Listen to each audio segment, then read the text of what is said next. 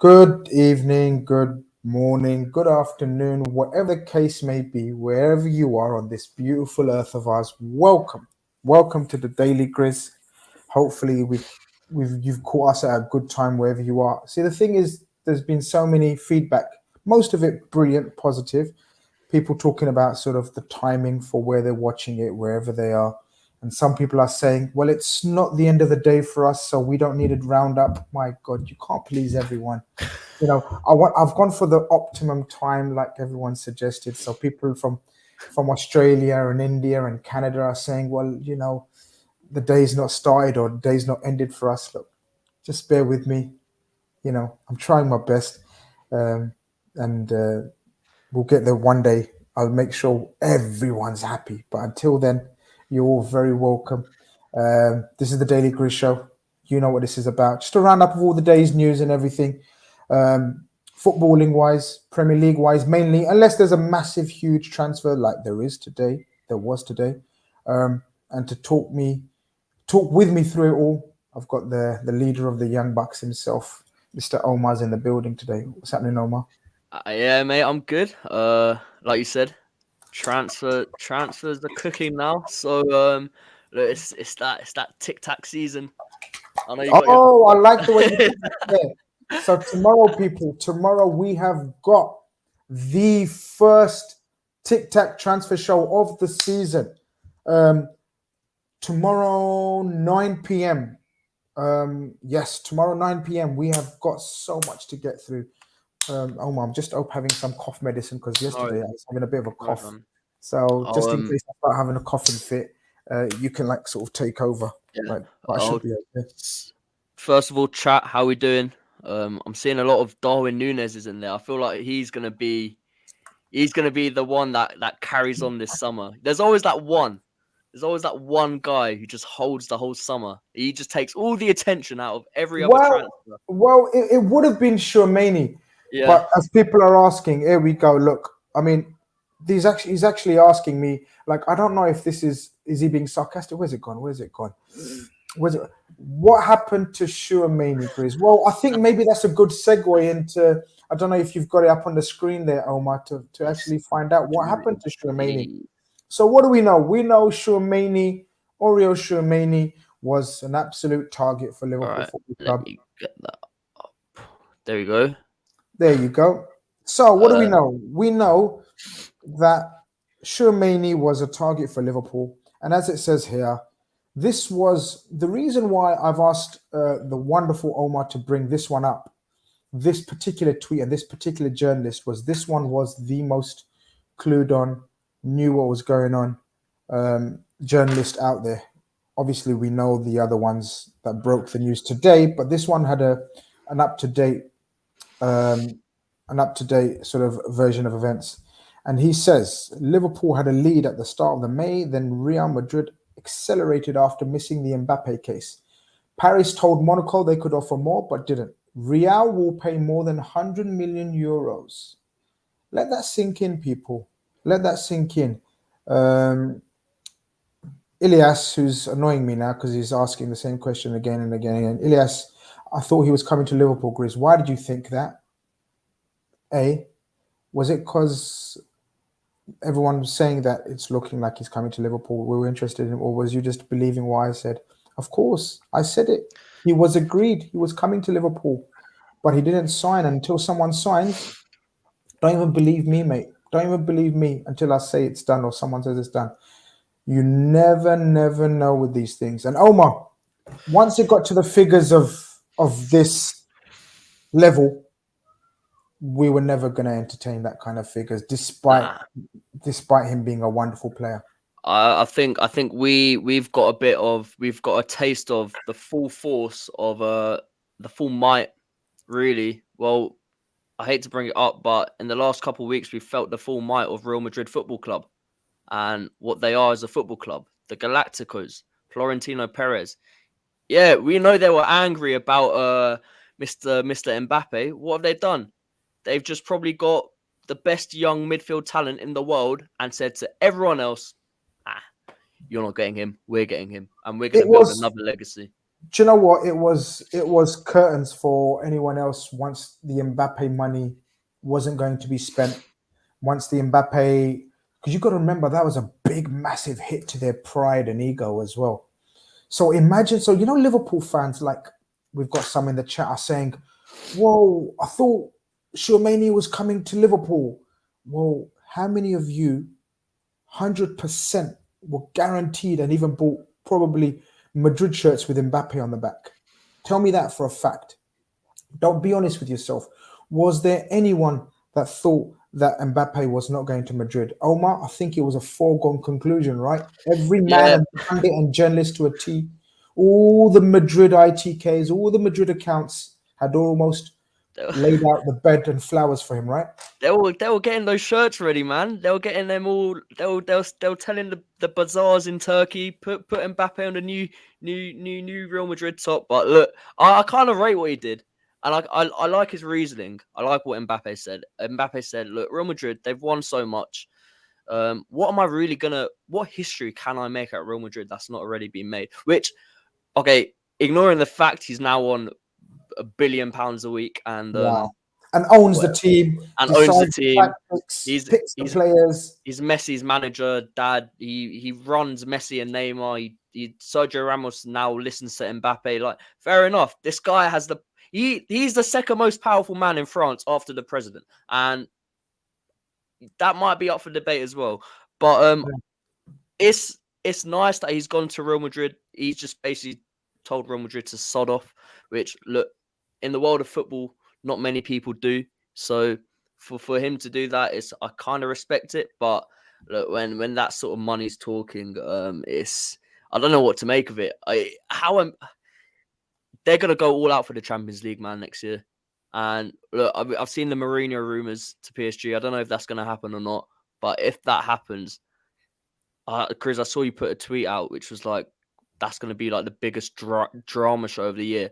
Get that on Amazon Prime. That is pure box office, isn't it? Can It's you box imagine office. Mourinho taking over PSG, Messi, Neymar, Mbappe? I mean, that is just asking for trouble from one sense, but then he could lead them to the Champions League, which is their ultimate aim in life and everything. It's magnificent, magnificent television, magnificent box office stuff. If that happens, I mean, I can't see it.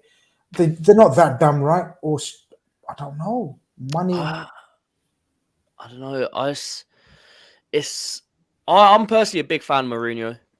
I've always have been. I just love the story. I know he's wound me up as much as any other Liverpool fan in their time, but there's something about the guy just somehow playing the underdog role so well and just Yeah, coming out victorious. Like the Inter Milan team, even when he was at Chelsea, he had all that money, but still United and Arsenal were the big boys in England, and he just said, "You know what? I'm gonna walk in here. I'm gonna declare myself as the special one, and I'm gonna take 2 titles back to back. Chelsea's first 2 titles in 50 years." And yeah. look, he did it. He backs up his points. And look, I know people have said he might have fallen off a bit, but look, he's still United's most successful manager since Ferguson left. Spurs, I don't know what they were doing, sacking him a day or whatever before the Carabao Cup final. And look, he brought trophy back to Roma. So, it's an interesting one. I think I don't know, but all I know is Kylian Mbappe. For me, he won't get it, but he won't get it this year. But there's a reason PSG are paying that much money for him, and there's a reason he's outshining Neymar and Messi. Because for me personally, objectively, he's the most effective and the best footballer in the world. Look, if he isn't, he's very close to being. I think he is. I agree with you. He's the most dynamic game changer in the business right now, and PSG have shown what he means to them by giving him the world.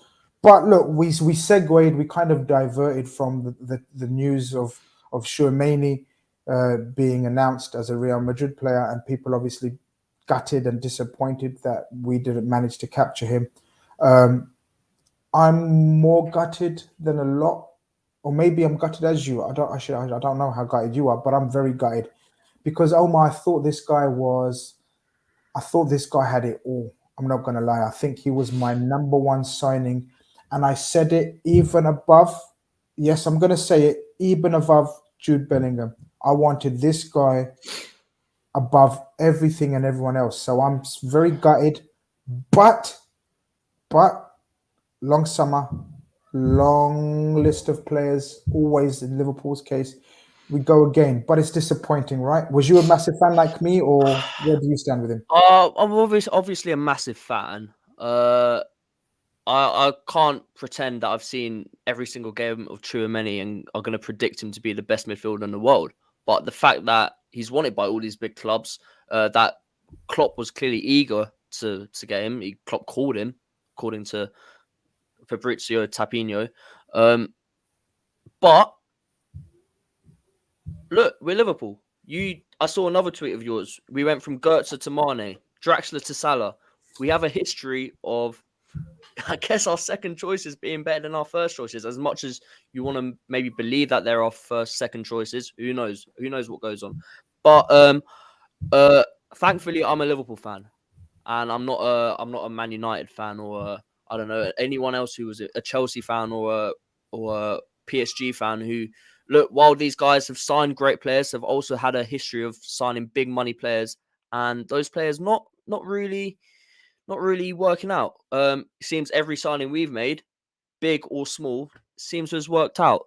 So look, there's options in there. I'm still a massive Jude Bellingham fan. I mean, he was awful for England, in the game against Hungary, but look, it's England. But I don't know. As you know, I'm a massive as Ben knows as well, I'm a massive Jacob Ramsay fan.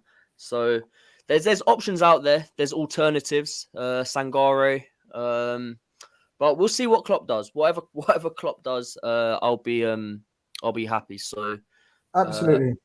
I do think we need a midfielder in there. I think there's a lot of negativity and sort of fear. I don't know what the word is, and sort of a lot of misunderstanding in terms of people that are saying we'll be fine, and then people jumping on the people that say we'll be fine by saying no, but we need reinforcements. I think, and I'll speak for myself first, people that are saying we're fine don't mean we don't need reinforcements. I think that's where the misunderstanding and confusion is. I think I'm saying we'll be fine in the sense that, yes, I 100% agree we need reinforcements and we will get reinforcements. I don't mean we're fine if we don't get any reinforcements. I think to a man and a woman, we all agree that we do need reinforcements. But to say we're dead and we're finished and no one wants to come to us and all that kind of thing, and we need to spend X amount, I've never believed in, and I don't believe in that. But look, we don't want to make it too much of a transfer. Liverpool, as I said, tomorrow's the one where we're going to discuss alternatives to Tchouaméni, people that have been linked, where we are with everything. I think you had something on someone that has been near enough, well, very shortly will be announced. The young fullback, young right back from Aberdeen, Calvin Ramsay, 19-year-old. If you've got that up, Dominic King. Dominic King, who's tier 1 when it comes to Liverpool. Right. That one there? That's the one. He tweeted last night a little update on Liverpool and their pursuit of Calvin Ramsay. It's still very much in the intention to sign him from Aberdeen. He's keen on making the move, and a fee of 4 million should get things done. Could be movement before the end of the week. I doubled down on this, and I think there has been movement, literal, in terms of him and his family been given a home in Liverpool as well, granted a home. So I think this is a done deal, and it should be announced before the end of the week. Very excited, very good young player. But the offset of this, in my opinion, is what it shows is I think Nico Williams is definitely off, right?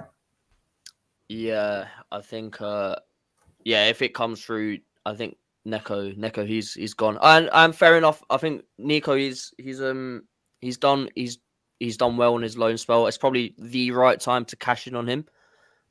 So I mean, Ramsay, he's young. He won Young Scottish Player of the Year or something, if I'm not mistaken. He did win it. So there's clearly a talent there. It's another young Scottish fullback we've signed. I mean, the last one we signed, Andy Robertson, didn't turn out half bad, did he? So it's another smart Klopp move. And if he's Trent's backup, perfect. Absolutely perfect. Because I think we do need someone probably more in the ilk of Trent. And from what I've read about Calvin Ramsay, he is sort of in that ilk. He's a very, very good player on the ball. I mean, you always get apparently there are question marks about his defending, but there's question marks about Trent's defending and whatever. Like, we know Trent's more than capable to defend. So I think Joe Gomez did a great job there. And James Milner's done a great job there. But I think it's time to find someone more like for like. And there's no better than getting someone young who can learn off Trent, who can fill him in the cup games if Trent's injured or whatever, that we know can just sort of fit the mold. So yeah, I'm absolutely chuffed with that. 4 million. Whether he'll turn out well or not, we'll probably make our money back. But yeah, it's another smart signing, and like you said, I feel fine. I feel fine. Jurgen's a red. I feel fine with whatever we do. Julian Ward. I'm trusting everything we do right now, and I think every Liverpool fan should. I'll speak for myself. I think we all should trust what goes on behind the scenes, because when was the last time we really messed it up?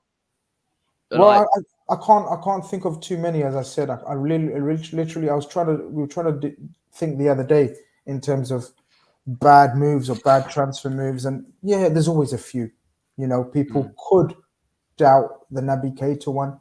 People could cast doubts over Ox one, possibly overall, but they haven't been successes. I wouldn't say they've been failures, but it would be harsh to say either way, like success or a failure, depending on your viewpoint on the individual player. But look, Calvin Ramsay, I think him and Kall is a great start to the window. Two young players that will have a long Liverpool career, I think, ahead of them. And look, I think this is a win-win because he's 19. He's not like Nico when Nico was itching to play now. Yeah. Nico Williams is a Welsh international. They've just qualified for the World Cup. He wanted to play. Calvin Ramsay will be fine being an understudy. Not only an understudy to Trent, but also possibly an understudy to Gomez, because Gomez has played there for a few times. Yeah.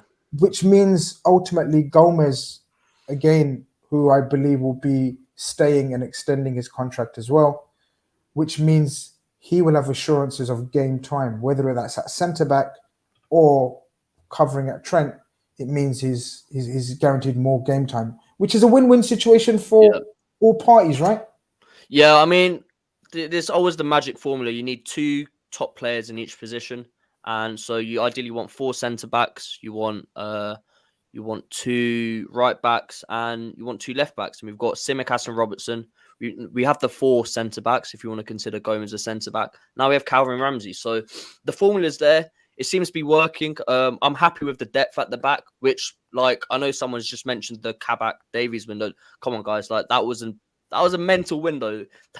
That I don't know if that time really happened anyway. Like, no one knows. That was COVID, in the middle of COVID. No one knows. People were sick, people were dying. We don't need to talk about football from that period. Forget it ever happened. Let's move on. Yeah, as they say. But a lot of people are referring to in the chat. Here we go. Where is this? Someone says about. There we go. City Fisher says David Lynch tweet about Núñez. Shaking my head. I don't know if you can bring that David Lynch tweet up so we can address it for the public. Great timing, great viewing. So David Lynch has tweeted in the last 5 minutes and says, let's go. Let's bring this up. All right. Okay. So there we go. So David Lynch says, and I repeat, it's pretty much what I tweeted about 2 days ago, where I said we are miles apart in our valuation for Darwin Núñez currently. They're asking 100 million euros. We are on the 50 million euros. So a lot of talking. We are still in talks. The guy favors a move to us. David Lynch hasn't said anything different, but let's repeat what he says. He says Liverpool have no interest in getting into a bidding war with Manchester United for Darwin Núñez. Recruitment staff already have better value targets lined up if the asking price escalates, a tactic that has worked for them before. And I don't think any of us would complain or moan about this. I think this is the way we operate. This is the way we work, right? Darwin Núñez is a very young, raw, exciting, potentially very good striker. But that's all he is. He's not €100 million walk into our team, pay him the kind of wages that others may be paying him and the fee that they're looking at, which is €100 million. Thoughts, Omar? First of all, off the bat, I'm a massive Darwin Núñez fan. Right. I think he'd fit the team well, which is why I imagine we're in for him. First of all, I agree with you. He's not a 100 million striker. He's not in the ilk of Haaland, Mbappé, probably Vlahovic, those sort of strikers. Even Vlahovic has got something to prove. So he's not there yet for me. But I don't know how much I pay for him. It's hard to tell. I think I would pay 50, 60 million for him because he scores goals and I don't care about his passing stats. I think from the eye, I don't care about his dribbling compilations that people throw about. Like, I've seen this guy play 2 games against us and I saw him cause us more problems than any other striker has this whole season. By himself, playing in a Benfica team that probably he's electric. He's tall. Klopp's mentioned it. He's good looking. Van Dijk's admitted he's a great striker. Like, let's move away from the stats first of all here and just appreciate like just what we've seen. Like Ali Khan has just said in there, Klopp perfect into the super chat. Klopp will develop him perfect for low block. I don't know if he's perfect for the low block. I think he is more of a sort of Haaland counter-attacking sort of. Well, I'll tell you what he is good for, though. And this could be what Ali is trying to say or meant to say, because when you're up against a low block, what a lot of teams tend to do, and we've seen the great Man United teams of the past used to do it as well, flood the box and get a lot of crosses in. Yeah. And so that is one way of, because it doesn't matter how much of a low block you have, if you get a brilliant cross and you've got someone as good as Darwin Núñez in the air on the end of it, there's not a lot a low block can do if he attacks it and the delivery is pinpoint. So he'd need to be worked on. But again, if Klopp wants to work on him and develop him, the guy has that instinct for goal. That's the hardest thing in football, isn't it? And I've always been in favour of getting a 9. Like, I know Mane is probably gone, well, pretty much gone. For me, I don't want to replace him with a winger. I feel like we have Luis Diaz as our left winger. We have options that we could play there. Maybe a Fabio Carvalho could be the backup to Diaz there for the time being. For me, I've always wanted a presence, a 9, like an out-and-out 9, which we haven't had. The closest thing we've had to that is Jota. Origi? I mean, we've had Origi, but not someone that starts regularly. So I want someone... I think it's... I personally would want us to change the way we play. Not fully, but I maybe want us to maybe move more to a 4-2-3-1 sort of thing. Or maybe a 4-3-3, but have the likes of Salah, Carvalho, Diaz playing off someone a bit more and using them to their strengths. So I think Núñez is great. And he's quick. He's rapid. He's I know I've said that before, but it's something that all Klopp forwards have. They're absolutely lightning in attack, on the counter-attack, in the press. So I'm a big fan. I wouldn't go all out for him. Like the David Lynch tweet says, you've got more suitable targets lined up. I don't know who they'd be. But look, we're linked to a host of players. It's hard to tell who we're going to get. But it's silly, though, to get it. And he's right. And we're right not to get yeah. Was. Like, sort of, he's just not a £100 million player, €100 million player, or €100 million player. He's just not. Why should we get embroiled in these bidding wars. We try to do deals with players like we have. We targeted Tchouaméni, Carvalho, Ramsay, and Núñez. Now, on paper, that's a magnificent crop of youngsters, up-and-coming, brilliant players, all spread out throughout Europe that we thought can take us to the next level. Yeah. We've managed to get Carvalho and Ramsay over the line. We haven't managed to get Tchouaméni over the line. We'll keep it moving. If we don't get Núñez over the line, we'll keep it moving. It's not a problem for us. Got another super chat from Kings, who says, Grizz, you need to get Sean DOLFC from Twitter. Okay, I know Sean from Twitter, but I don't know him like that. If you do, reach out to him and by all means tell him to come on my show. It's not a problem. I'm more than welcome to chat to anyone. King sends in another super chat. He says, what about Gnabry? What about Gnabry? What are you saying? What are you asking, King? Are you asking, would you take him? Are you asking about the quality of the player? I think he's a fantastic player. Omar, your thoughts on Sergio Gnabry? Serge, yeah. Serge. And he's got that surge. He's a very quick player, and he's got that brutality about his finishing and everything that I really, really like. I've always seen him as sort of I think at Bayern he's sort of suffered a bit, as the likes of maybe Sane has, that they're sort of wingers that like to come inside. And when you're playing with the likes of Lewandowski and Müller, you sort of have to hang out a bit more. For me, I'm a big Gnabry fan. I think he's proved himself at the top level for Germany's biggest club. In the season they won the Champions League, probably after Lewandowski was their best player. I mean, to be fair, the likes of Thiago balled out for them as well. But for me, if we were in for him and we got him, I'd be absolutely chuffed. I don't know how we play him. I assume we'd have to play him from. See, it's hard because we do have Diaz and Salah. This is the thing, like. Does someone like Mo Salah maybe become a centre forward for us? Yeah, it's a debate, isn't it? That's probably a show in itself. That's not. Yeah.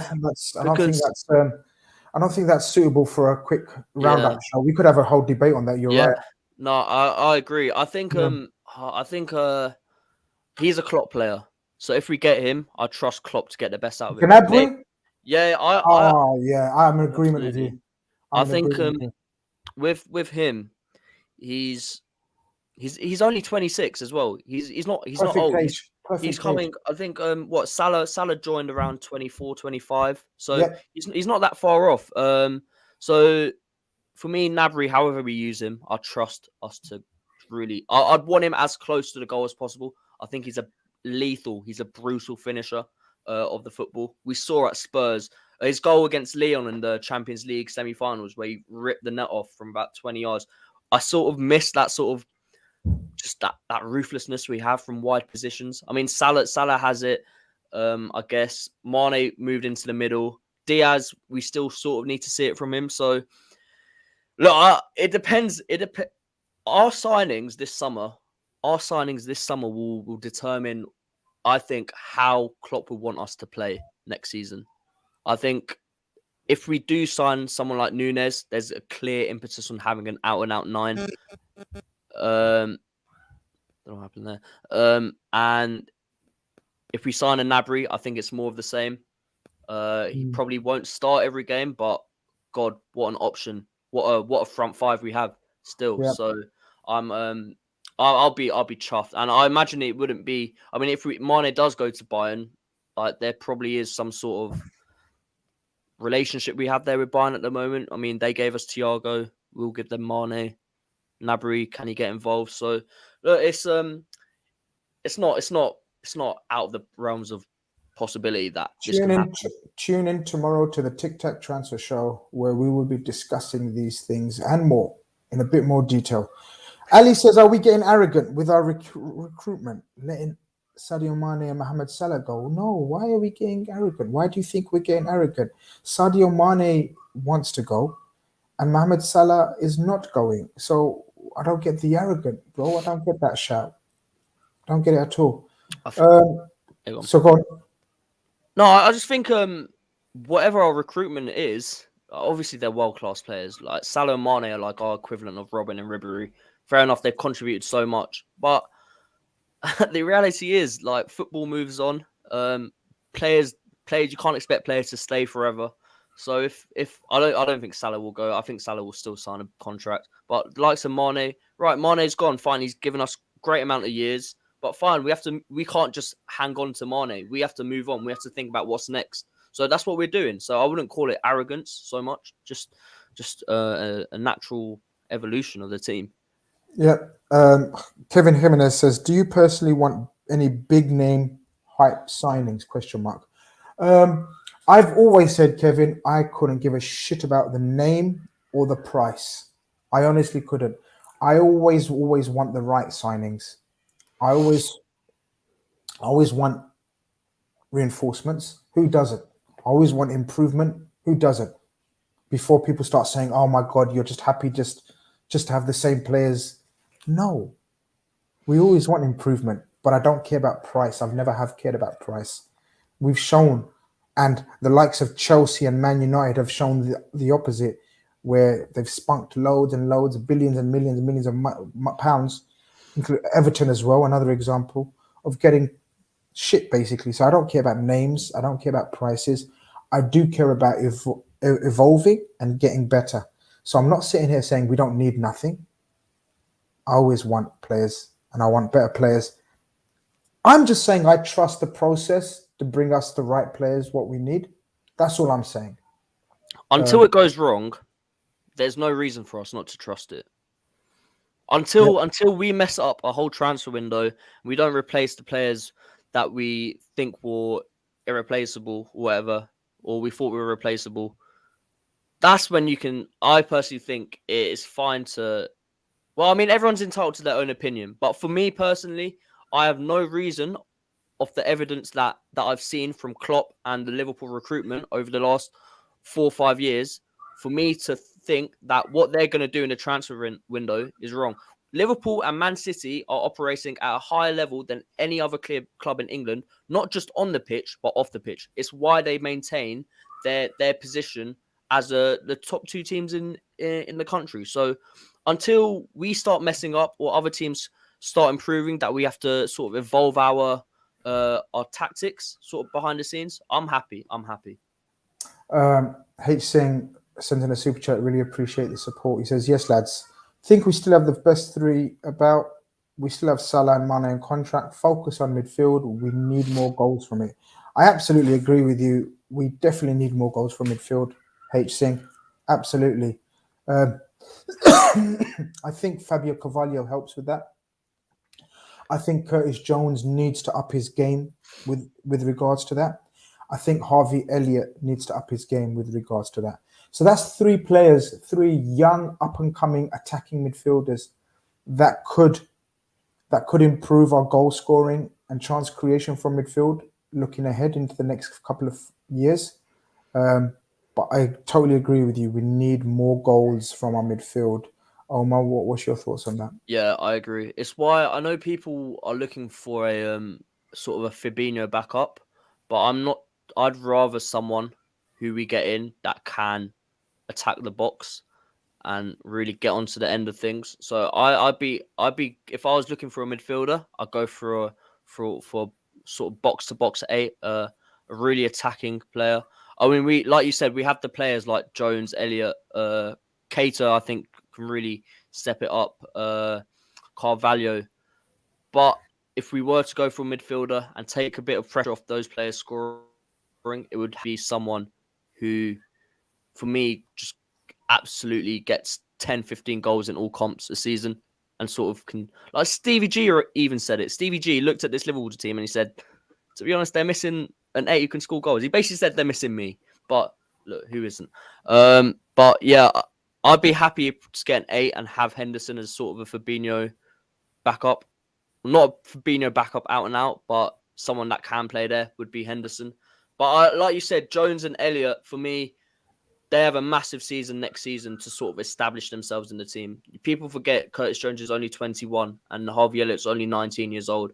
Fine, but if they're going to be in the Liverpool team, they're going to have to step it up in terms of goals. I think they've shown enough to show that they can. I mean, that Southampton away game, they ran the midfield by themselves. But for me, I'd give 100% trust into them two stepping up next season, especially Curtis Jones. I think next season is could be a sort of big breakthrough or a make or break ish sort of season where we sort of see the best of Curtis Jones, and he is one of the top midfielders at the club and in England, or if he might have hit his hit his ceiling. Yeah, I think it's a massive, crucial season for Curtis Jones, and I know he's very young. Actually, I want to go to this comment before I go to this.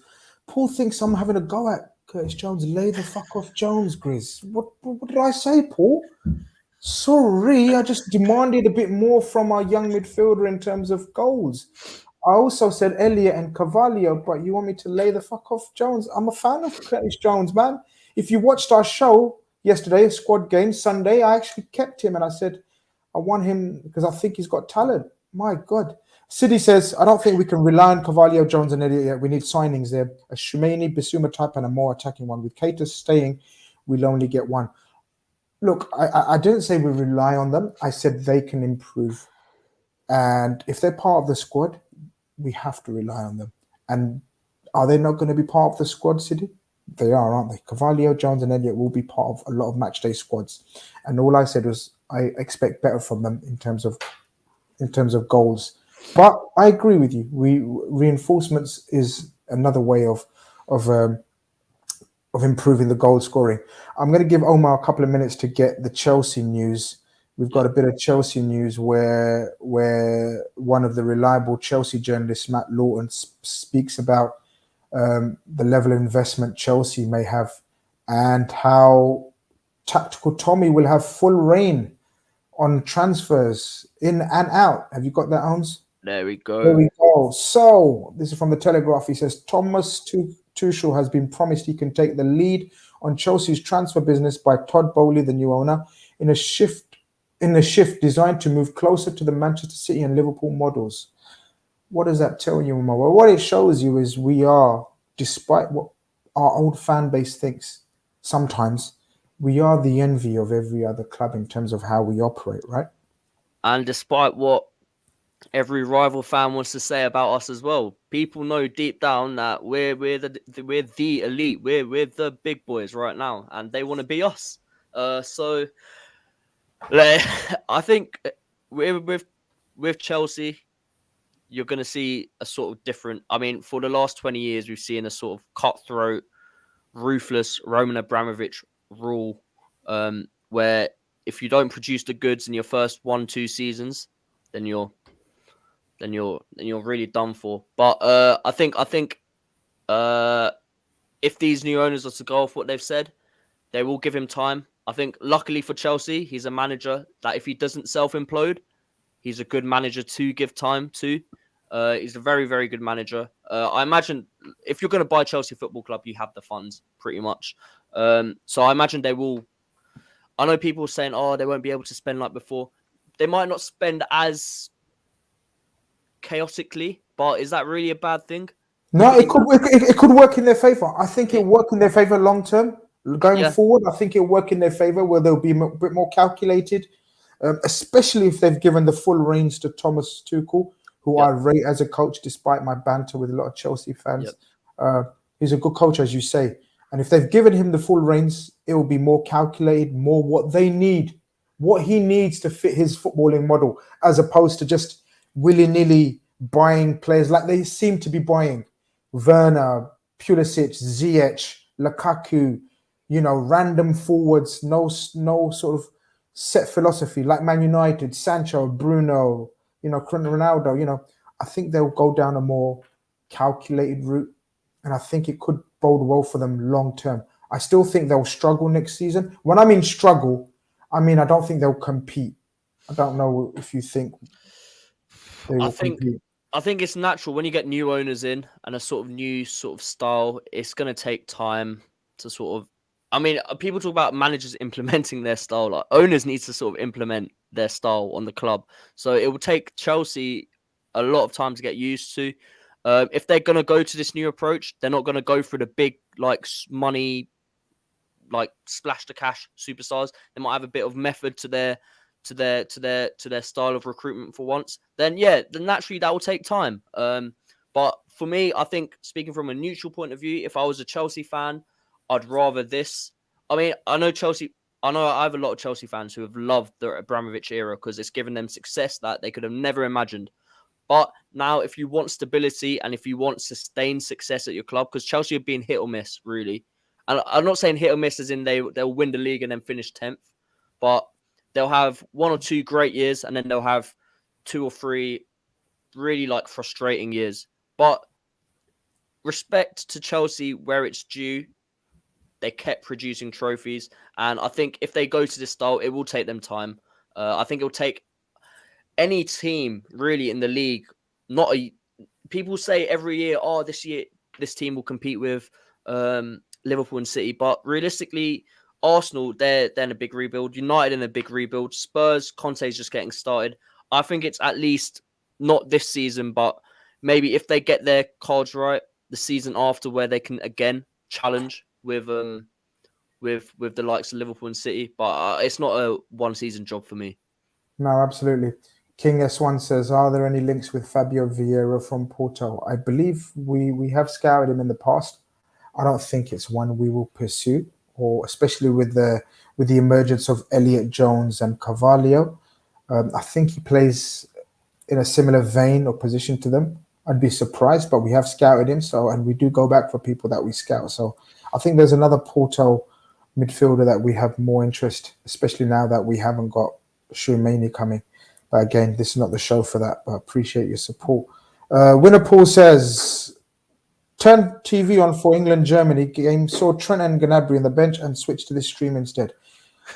Well, why did you forget about my stream first and foremost, Winnerpool? You're one of my more dedicated fans. Big up, smash the like. He cheers me up with the final sentence. But guys, I think we've covered pretty much everything. I don't think there was any other breaking news today. If there is, very quickly in the chat in the last couple of minutes, let us know. Saka? Do you want to touch on Saka? Yeah, Saka. Look, I don't see it happening. There was rumours of Man City, Liverpool being interested in Saka. Why wouldn't we be if he was available? Why wouldn't Man City be? He's an upgrade on Mahrez, I believe, in the long term. With our Salah situation, even if he did sign a new deal, 30 plus now, why wouldn't be interested in Saka? I just don't see him being available for transfer. I think he's going to sign another deal at Arsenal, but I think it would be time for him to assess his career and his career path. If they don't get into the top 4 again this season, I think he'll have a decision to make. He won't want to be a Harry Kane, Omar. Yeah. I think he'll probably, whatever contract he negotiates next, there will be some sort of clauses in there that say, look, if we don't hit certain targets, then I'm off pretty much. And fair enough for a player like that. He's only like 20, 21. This guy is so young and he's got all the talent in the world. I'm a big fan of him. But I will have to admit, if I was to have the pick of any of those Arsenal youngsters, as much as I love Bukayo Saka, and I think he's a great player, for me, if I've ever seen a Klopp player, it's Gabriel Martinelli. I think he's interesting. I'm a big fan of him. I don't think it'll happen, but for me, that's someone we should also be keeping. He's not produced. Here's the thing, Omar. Here's the thing. If you look at it from a point of view of more chances, I think there's more chances of Martinelli because Saka is a homeboy. He's an Arsenal boy. Martinelli doesn't have that kind of allegiance to Arsenal that Saka has. Yeah. So if they were up for sale, or if Arsenal had to sell one, I think there's more chance of Martinelli. But I disagree with who's the better player. I think Saka's the better player. But it's probably your favorite, which is fine. You can, you prefer Martinelli. That's the whole point of life, isn't it, Grizz? Of course, differing opinions. I like apples, you like oranges. I know football, you don't know shit. That's the way it goes. Very good.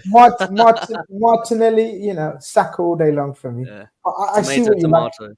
I see tomato. Yeah. Brush, you're late, man. Where you been, man? We're about to wrap this up now. We've been going for 45 minutes. This has been the Daily Grizz for your Tuesday evening. hopefully we've covered most of the things. I believe. I don't think there's anything else that we've not covered. But if there is, let us know. I'll probably let us know tomorrow now because we're out of here. Have we got an outro to this? Hold on, let me think. Am I going to use an outro to this? I might. Oh shit! I'm in the wrong thing. I'm in the Young Bucks thing. Here we go. All right, listen. Wherever it is, we out of here. Hope you've enjoyed the show.